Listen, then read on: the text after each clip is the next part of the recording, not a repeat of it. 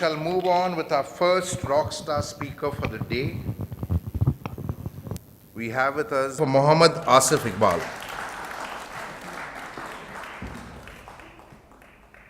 Quote, "You cannot do this, you're blind.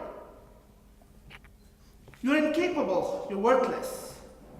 We will not issue you a boarding card because we believe that no blind person can fly alone. We will not process your adoption paper because no child would like to have a blind father." Unquote. Ladies and gentlemen, if I heard and I collected a rupee each time I heard this, I would have become a billionaire by now. I'm a firm believer that no external entity can motivate you. They can only inspire you to perhaps take that path which would lead to success, or what you call is destiny. Please allow me to share a couple of experiences where I'm a firm believer the best source of motivation is not anybody else, but it comes within you. I still recall the time when I was in class 10 in US and I could never see perfectly well. I only had about 50% of the eyesight. And I was experiencing a rapid deterioration. The world was full of darkness. I was absolutely depressed. I was questioning, why God? Why is this happening to me? Why are you taking my eyesight away? People have started to give me a lot of examples. Look at the Helen Keller. She has done wonders.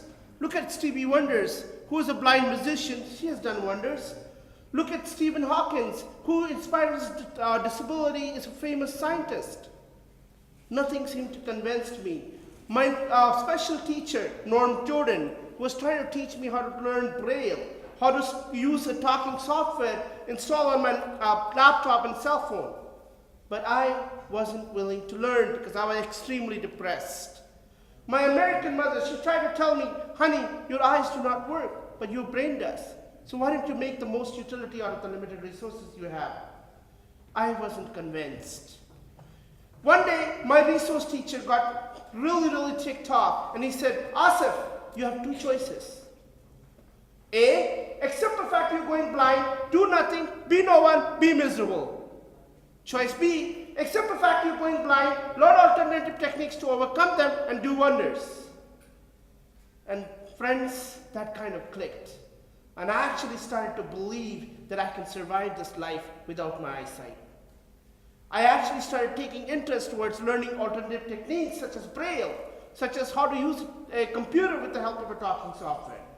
And yes, that self-belief and the motivation within has actually enabled me to graduate high school over 90% in all my classes.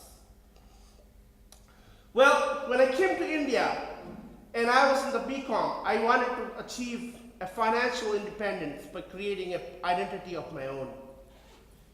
I decided that I should do an MBA and I should write a letter to the IIMs, Chairman Admissions, requesting whether they have actually provisions for the disabled across IIMs, whether they would allow me to use a writer, whether they would allow me to take an extra time.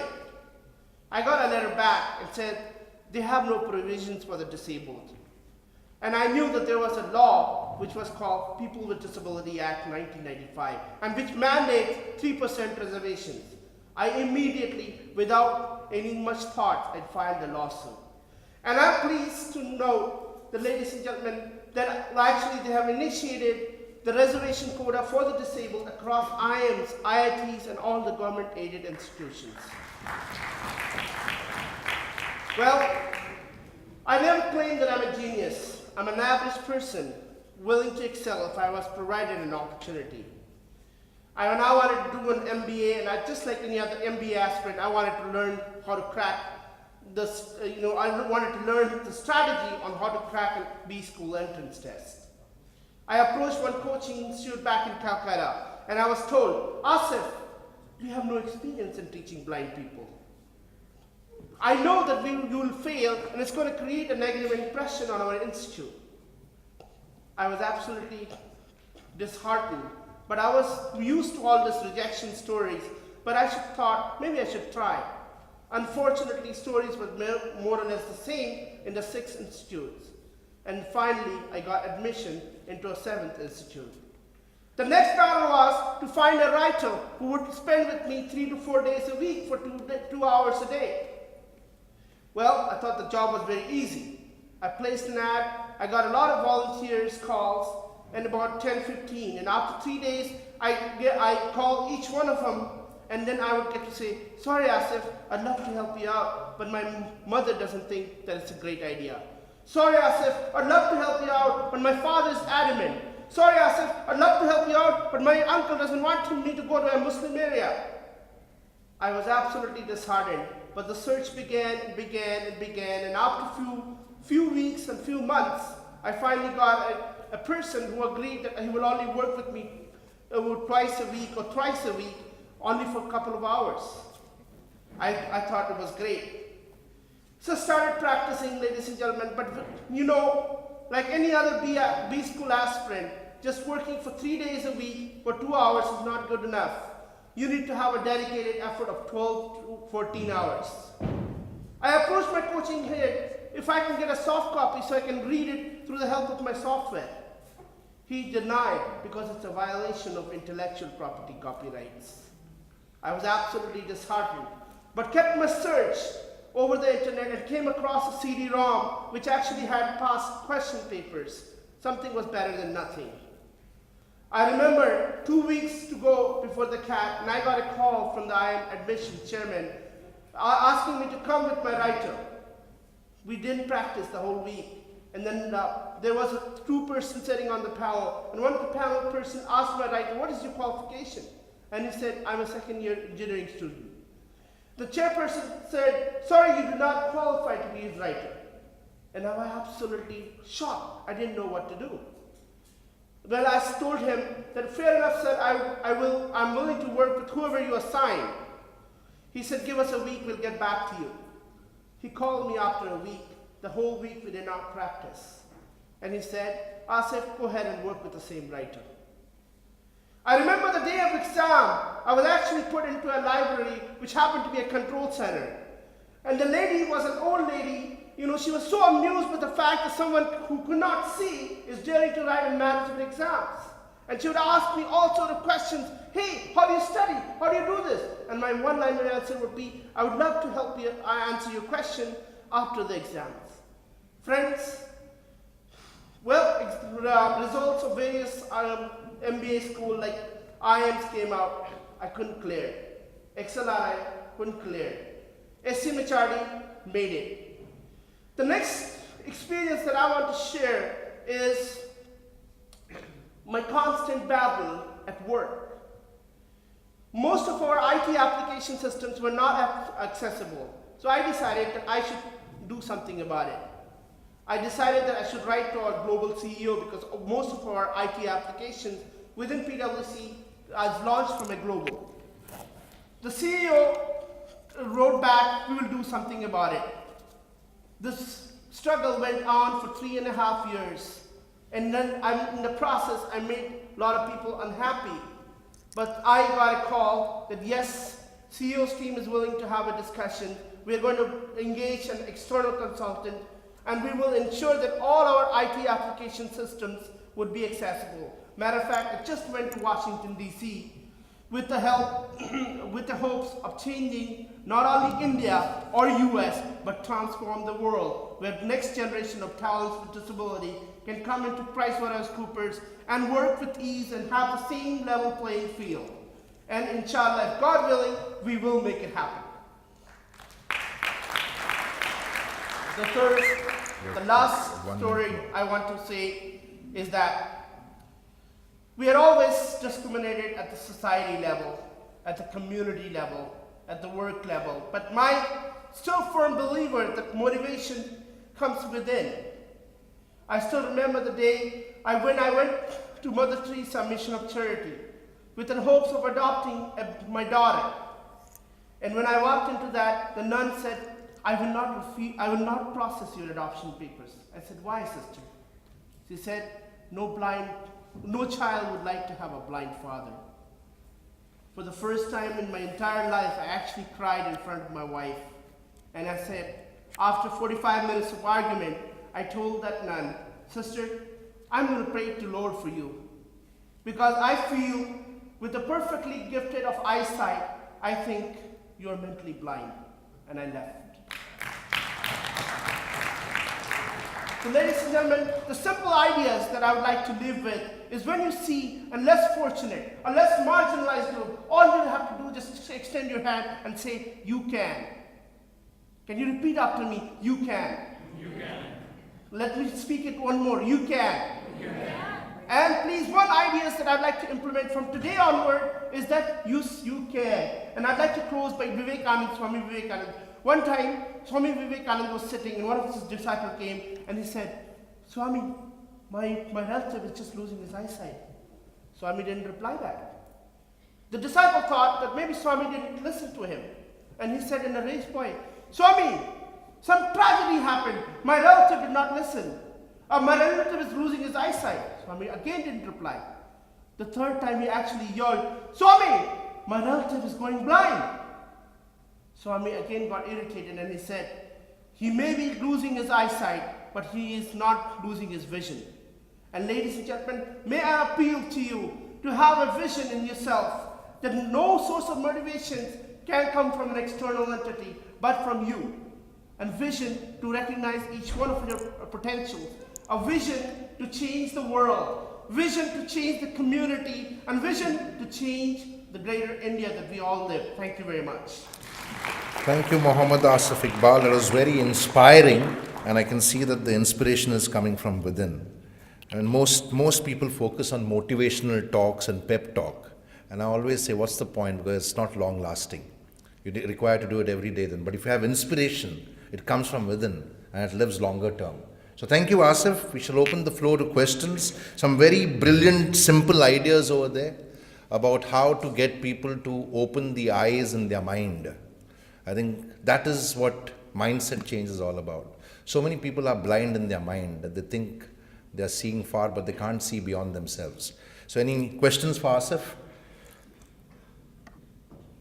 Any questions, any thoughts, any reflections? So when my children were young and they were in school, whenever they had their summer holidays, I made it a point that they went somewhere and they did some social work and they helped the needy. And especially the blind school was one place I always loved to go and help people. So I sent my children there, and there they met Isa Mohammad. Isa Mohammad was, at that time, studying for his BA. And he wanted help, he wanted a writer, he wanted someone who could read out to him. So through the summer holidays, my daughters, they read out to him, they helped him in the lessons. And at that point of time, this was in the early 90s, I think. And we had just one tape recorder at home, but we gave that to Isa. And at home, we would read out all the lessons and give to him. And I'm so delighted to say, I would say it was more Isa's effort and just a way we showed him. He went through, he passed his BA. Then after that, he wanted to do his master's. We helped him that. He passed his master's, then he did his MPhil. We got him a job in a school, in a private school. He was not very happy. So he requested that the last favor he would ask for us to help him was to get him a government job. And I'm pleased to say we managed somehow, I wouldn't say to pull strings, but we did manage to get him a job as a school teacher with the Delhi government. And he's a very happy man now, and he's got, his children are very well educated, but it was all Isa's will. We were only there to hold his hand, and I feel very happy that I could help one person in totality. Thank you. Thank you, Sudhaji. Brilliant. Any reflections you want to give on that, Asif? Well, I always say this to people, whether you are able or disabled, you all have a potential to transform the world. Full stop. Thank you so much. One I thing, hope that opens a lot of eyes over here and everywhere else. Jerry, this is not a question. I just wanted to share something. My father lost his eyesight in 1989 in an accident. And I can say very proudly now also that he is more capable than us. And he was the regional manager North in PNB. And the bank retained him as a consultant till his full retirement. And even after that, they wanted him to be a trainer for the young officers. And as you know that I'm a direction challenged person, I can lose my way just about anywhere. But if I am sitting with him, I have full confidence that he'll lead me directly to the destination. So when I repeated after you, that I repeated it with full conviction that yes, you can. You can. Great. Thank you, Meenu. It's so true because we started with Praveen speaking yesterday, and Praveen basically challenged us to think who is disabled. There's this nice poem by Tony. Tony is from somewhere in the Far East, and he wrote this poem called "Who is Disabled." If you do a internet search for it, it's a beautiful poem, very short poem, but basically challenges people to think that if you cannot see my potential, who is disabled, you or me? And I faced a similar situation, Asif, because I'm married to a girl from Punjab. And when we went to baptize our son, I know we are all in Jesus Mary College, and hopefully they won't throw us out. But I think sisters and fathers who work with the church surely need to get the eyes of their mind opened. Because to name my son Zoravar was a process. And I actually had to have an argument and say, I'll go to the media if you don't accept the name. So they surely need to open their eyes. Yeah, thank you. Yes, sir. Namaste to all delegates who are present here.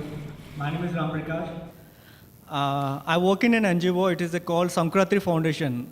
It's in Kakinada. It's in Andhra Pradesh. Basically, we are an eye care provider. Just brief about this. In fact, I tell you, so far we have restored eyesight to the 2 million people by doing a simple intervention of cataract surgery, and we have given eye care service to the 2 million people so far. The one fact, the people whom we think... So you have to just speak a little into the microphone. Right. Yeah. The people whom we think are blind are not totally blind. I could say best example, we're in outskirts of the Kakinada village. So since 1993, we have been providing a free eye care for the 4 districts in Andhra Pradesh. That's called East, West, Khammam and Vishakhapatnam. And we restored so far 2 lakhs operations.